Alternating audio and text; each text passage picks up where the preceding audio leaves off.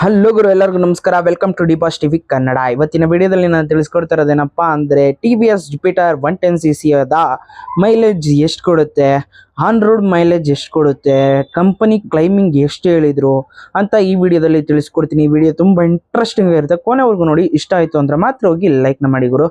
ಓಕೆನಾ ಗುರು, ಬನ್ನಿ video start ಮಾಡೋಣ. ಗುರು, TVS ಜುಪಿಟರ್ 110cc ಬಂದು ಆಲ್ರೆಡಿ ಎಷ್ಟೊಂದು ವರ್ಷನೇ ಕಳೆದೋಗಿದೆ, ಅಂದರೆ ಒಂದು ವರ್ಷದ ಮೇಲೆ ಆಗಿಬಿಟ್ಟಿದೆ. ಆದರೆ ಇದುವರೆಗೂ ಯಾರು ಆನ್ ರೋಡ್ ಮೈಲೇಜ್ ಎಷ್ಟು ಕೊಡುತ್ತೆ ಅಂತ ನಿಮ್ಗೆ ಯಾರು ಡಿಸೈಡ್ ಆಗಿ ಹೇಳಲಿಲ್ಲ. ಆ ಕಂಪ್ನಿ ಕ್ಲೈಮಿಂಗ್ ಬಂದು 55 ಕೊಡುತ್ತೆ ಅಂತ ಹೇಳ್ತಾರೆ, ಅಂದಾಜು 50 ಕೊಡುತ್ತೆ ಅಂತಲೂ ಹೇಳ್ತಾರೆ. ಆದರೆ ಕಂಪ್ನಿ ಕ್ಲೈಮಿಂಗ್ನ ನಾವು ನಂಬೋಕ್ಕಾಗುತ್ತಾ ಹೇಳಿ? ಅದಕ್ಕೋಸ್ಕರನೇ ನಾನು 1 ಲೀಟ್ರು ಪೆಟ್ರೋಲ್ನ ತಗೊಂಡು ಅದನ್ನು ಟೆಸ್ಟ್ ಮಾಡಿ ನೋಡಿದೆ, 1 ಲೀಟ್ರ್ ಎಷ್ಟು ಬರುತ್ತೆ ಅಂತ. ನನಗೆ ಸಿಕ್ಕಿದ್ದಂತಹ ರಿಸಲ್ಟ್ನ ನಾನೀಗ ನಿಮ್ಮ ಮುಂದೆ ಹೇಳ್ತೀನಿ. ಅದಕ್ಕೆ ಮುಂಚೆ ನೀವೆಲ್ಲ ಏನು ಮಾಡಬೇಕು ಹೇಳಿ, ಪ್ಲೀಸ್ ನಮ್ಮ ಚಾನಲ್ನ ಇನ್ನೂ ಯಾರು ಸಬ್ಸ್ಕ್ರೈಬ್ ಮಾಡಿಕೊಂಡು ನೋಡ್ತಾ ಇಲ್ಲ ಅಂದರೆ ಪ್ಲೀಸ್ ಸಬ್ಸ್ಕ್ರೈಬ್ ಮಾಡ್ಕೊಳ್ಳಿ. ಅದಾದಮೇಲೆ ಬೆಲ್ಲೈಕನ್ನ ಕ್ಲಿಕ್ ಮಾಡಿಕೊಳ್ಳಿ. ವೀಡಿಯೋಗಳನ್ನ ಒಂದು ಸ್ವಲ್ಪ ಲಾಂಗಾಗಿ ಮಾಡ್ತೀನಿ, ಯಾಕಂದರೆ ಒಂದು ಸ್ವಲ್ಪ ವ್ಯೂಸ್ ಬರಲಿ ಅಂತ. ಅದಕ್ಕೋಸ್ಕರನೇ ಎಲ್ಲ ಶೇರ್ ಮಾಡಿ. ಯಾರ್ಯಾರು TVS ಜುಪಿಟರ್ 110cc ಖರೀದಿಸ್ತಾ ಇದ್ದಾರೆ ಅವ್ರಿಗೊಂದ್ಸಲಿ ಶೇರ್ ಮಾಡಿ. ಈ ವಿಡಿಯೋ ತುಂಬ ಯೂಸ್ಫುಲ್ ಆಗುತ್ತೆ. ಓಕೆನಾ, ಬನ್ನಿ ವಿಡಿಯೋ ಮತ್ತೆ ಶುರು ಮಾಡೋಣ.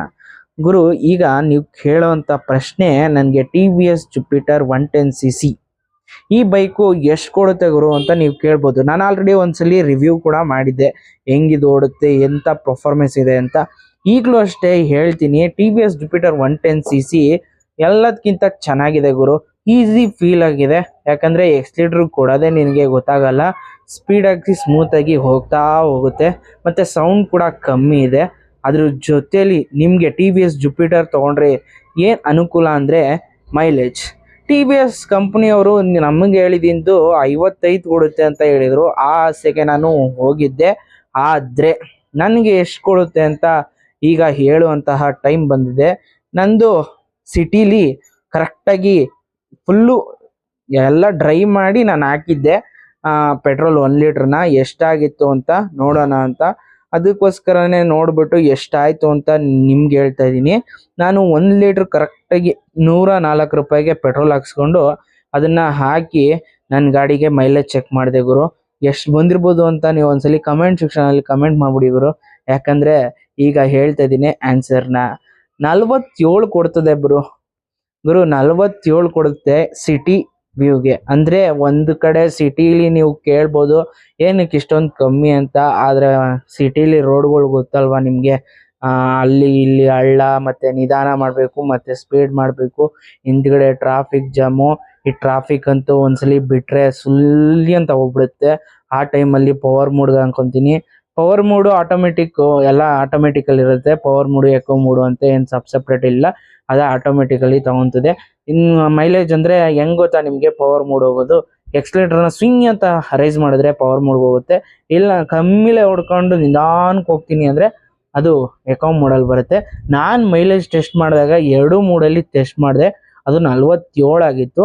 ನಾನು ಫುಲ್ ಟ್ಯಾಂಕ್ ಹಾಕಿ ಒಂದ್ಸಲಿ ಚೆಕ್ ಮಾಡಿದ್ದೆ, ಅದೆಷ್ಟು ಬಂತು ಅಂದರೆ ಕರೆಕ್ಟಾಗಿ 1 ಲೀಟ್ರಿಗೆ ನನಗೆ ಒಂದು 50 ಕೊಡುತ್ತೆ ಗುರು.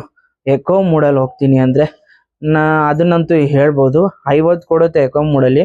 ಇಲ್ಲಾಂದರೆ ಪವರ್ ಮೂಡು ಎಕೋ ಮೂಡು 2 ಕಂಬೈನ್ ಆಗಿ ಸಿಟಿಲಿ ಹೊಡಿತಾ ಇದ್ದೀರಾ ಅಂದರೆ 47 ಲಾಸ್ಟ್ ಗುರು. ಅಷ್ಟ್ರ ಮೇಲೆ ಬರಲ್ಲ. ನೀವು ಡೌನಲ್ಲಿ ಒಂದು ಸ್ವಲ್ಪ ಆಫ್ ಮಾಡಿ ತಳ್ಳಿ ಮಾಡಿದ್ರೆ ನಿಮಗೆ 50 ಕೊಡ್ಬೋದು ಸಿಟಿಲೂ, ಏನಿಲ್ಲ. ಸ್ವಿಗ್ಗಿ ಝೊಮ್ಯಾಟೊ ಹೊಡಿಯೋರಿಗೆ ಚೆನ್ನಾಗಿದೆ ಗಾಡಿ, ಯಾಕಂದರೆ ಬುಟ್ ಪೇಸು ಅಷ್ಟೇ ಇದೆ. ಹಿಂದ್ಗಡೆ ಡಿಕ್ಕಿಲಿ ಸಕ್ಕತ್ತಾಗಿ ಐಟಮ್ಗಳು ತುಂಬಿಕೋಬೋದು. ಅಂದರೆ ಐಟಮ್ಗಳು ಅಂದರೆ ನಿಮ್ಮ ಜರ್ಕಿನು ಮತ್ತು ರೈನ್ ಕೋಟು ಇವೆಲ್ಲ ಇಕ್ಕೋಬೋದು.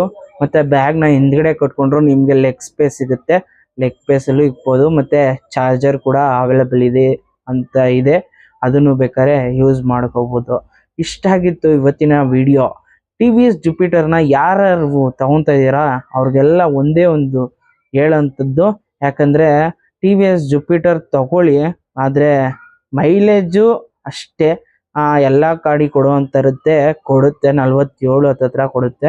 ಇಲ್ಲ ಎಕೋ ಮೋಡಲ್ಲೇ ಓಡಿಸ್ತೀನಿ ನಾನು, 40-50ರಲ್ಲೇ ಇರ್ತೀನಿ ಅಂದರೆ ನಿಮಗೆ ಬೇಕಾದ್ರೆ ತಗೋಬೋದು. ಲಾಂಗ್ ರೈಡ್ ಹೋದಾಗ ನೀವು ನೋಡಿಕೊಂಡು ಎಕ್ಸ್ಲೀಟರ್ ರೈಸ್ ಮಾಡಿದ್ರೆ, ಅಂದರೆ ಎಕ್ಸ್ಲೀಟರ್ ಏನಾದರೂ ನಿಧಾನಕ್ಕೆ ಸ್ಲೋ ಆಗಿ ರೈಸ್ ಮಾಡಿದ್ರೆ 60 ಗಂಟೆ ಹೋಗುತ್ತೆ ಎಕೋ ಮೋಡಲ್ಲಿ. ಅದೇನು ತೊಂದರೆನೇ ಇಲ್ಲ, ನಿಮಗೆ 60 ಗಂಟನೂ ರೀಚ್ ಆಗುತ್ತೆ. ಕಮ್ಮಿ ಹೇಳ್ಬೇಕು, ಪವರ್ ಮೂಡ್ಗೆ ಹೋಗ್ಬಾರ್ದು ಅಂತ ಕಮ್ಮಿನೇ ಓಡಿಸಂಗಿಲ್ಲ. 60 ಗಂಟನೂ ಪವರ್ ಮೂಡ್ಗೆ ಹೋಗಲ್ಲ, 61 ಮೇಲೆ ಪವರ್ ಮೂಡ್ಗೆ ಹೊಂಟೋಗುತ್ತೆ. ಅಲ್ಲಿ ಗಂಟನೂ ನೀವು ಪವರ್ ಮೂಡ್ಗೆ ಎಕೋ ಮೂಡಲ್ಲೇ ಓಡಿಸ್ಕೊಂಡು ಬೇಕಾದ್ರೆ ಮೈಲೇಜ್ ಬರುತ್ತೆ. ಮೈಲೇಜು ಒಂದು 52 ಗಂಟನೂ ಬರುತ್ತೆ ಎಕೋ ಮೂಡಲ್ಲಿ. ಆದರೆ ಅದು ಆಟೋಮೆಟಿಕ್ ಇರೋದ್ರಿಂದ ನಿಮ್ಗೆ ಗೊತ್ತಾಗಲ್ಲ, ಸ್ವಲ್ಪ ನೋಡ್ಕೊಂಡು ಓಡಿಸ್ಬೇಕಾಗತ್ತೆ ಗಾಡಿನ. ಆಮೇಲೆ ಶಾಕ್ ಅಬ್ಸರ್ವರ್ ಅಂದರೆ ಅದ್ರ ಬಗ್ಗೆ ಮಾತಾಡಲೇಬೇಕು. ಒಂದು ಸ್ವಲ್ಪ ವೀಕ್ ಆಗಿರುವಂಥದ್ದು ಶಾಕ್ ಅಬ್ಸರ್ವರ್ನ ಕೊಟ್ಟಿದ್ದಾರೆ. ಯಾಕಂದರೆ ಅದು ಸಸ್ಪೆನ್ಸು ಸರಿ ಇಲ್ಲ, ಯಾವುದಾದ್ರೂ ಹಳ್ಳಕ್ಕೆ ಬಿದ್ದರೆ ಪಟ್ ಅಂತ ಸೊಂಟ ನೋವು ಬರುತ್ತೆ. ಅದಕ್ಕೋಸ್ಕರನೇ ಹೇಳ್ತಾ ಇದ್ದೀನಿ. ಇನ್ನು ಈ ಗಾಡಿ ಬಗ್ಗೆ ಮಾತಾಡಬೇಕು ಅಂದರೆ ಈಸಿ ಇದೆ, ಆಮೇಲೆ ಖರ್ಚು ಕೂಡ ಕಮ್ಮಿ ಇದೆ, ಏನೂ ಇಲ್ಲ, ಆರಾಮಾಗಿ ಯೂಸ್ ಮಾಡ್ಬೋದು, ಸಿಟಿ ಯೂಸ್ಗೂ ಮಾಡ್ಬೋದು. ಲೈಟ್ ವೆಯ್ಟ್ ಇದೆ ಗಾಡಿ, ಆರಾಮಾಗಿ ಯೂಸ್ ಮಾಡ್ಕೋಬೋದು. ಮತ್ತು ಲೈಟ್ ವೆಯ್ಟು ಅಂದರೆ ಏನು, ನಿಮಗೆ ಪಂಚರ್ ಆಗೋದ್ರೆ ತಳ್ಳೋಕ್ಕೆ ಅಂತೂ ಎಲ್ಲ ಗಾಡಿನೂ ತಳ್ಳೋಕ್ಕಾಗಲ್ಲ, ಇದು ಗಾಡಿನೂ ತಳ್ಳೋಕ್ಕಾಗಲ್ಲ. 106 kg ಇದೆ. ಏನಿಲ್ಲ, ಲೈಟ್ ವೆಯ್ಟ್ ಅಂದರೆ ಓಡಿಸ್ಬೇಕಾದ್ರೆ ನಿಮ್ಗೆ ಫೀಲ್ ಗೊತ್ತಾಗಲ್ಲ ಅಷ್ಟೇ, ಅದನ್ನೇ ಲೈಟ್ ವೆಯ್ಟ್ ಅನ್ನೋದು. ಓಕೆನಾ, ಇಷ್ಟ ಆಗಿತ್ತು ಇವತ್ತಿನ ವಿಡಿಯೋ. ಇದೇ ಥರ ವಿಡಿಯೋನ ತರ್ತಾನೆ ಇರ್ತೀನಿ. ಇಷ್ಟ ಆದರೆ ಲೈಕ್ನ ಮಾಡಿ, ಇಲ್ಲಾಂದರೆ ಡಿಸ್ಲೈಕ್ನ ಮಾಡಿದ್ದು ಏಕೆ ಅಂತ ಕಮೆಂಟ್ ಸೆಕ್ಷನ್ ಖಾಲಿ ಇರುತ್ತೆ, ಕಮೆಂಟ್ನ ಮಾಡಿಬಿಡಿದ್ರು. ಓಕೆನಾ ಗುರು, thank you for watching friends. Have a nice day, bye bye.